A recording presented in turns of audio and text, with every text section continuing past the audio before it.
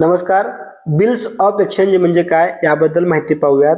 Bills of exchange म्हणजे एक लेखी कायदेशीर आदेश असतो ज्यामध्ये एका व्यक्तीने दुसऱ्या व्यक्तीला ठराविक रक्कम ठराविक तारखेला तिसऱ्या व्यक्तीस देण्याचा आदेश दिलेला असतो. हे व्यापारामध्ये उधारीचे व्यवहार सुरक्षितपणे करण्यासाठी वापरले जाते. अर्थ बघा, उधारीवरील व्यवहारासाठी ठराविक तारखेला पैसे देण्याचे लेखी आदेश म्हणजे बिल्स ऑफ एक्सचेंज होय. यामध्ये ड्रॉवर, ड्रॉवी आणि पेयी हे तीन व्यक्ती असतात.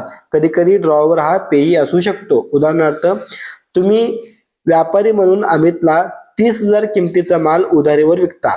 तुम्ही एक बिल ऑफ एक्सचेंज तयार करता आणि लिहिता, अमितने मला 60 दिवसांनी 30,000 रुपये द्यावे. अमित हे ऍक्सेप्ट करतो. हा लेखी कागद म्हणजे बिल्स ऑफ एक्सचेंज. विद्यार्थी मित्रांनो, माहिती आवडल्यास व्हिडिओ लाईक करा. धन्यवाद.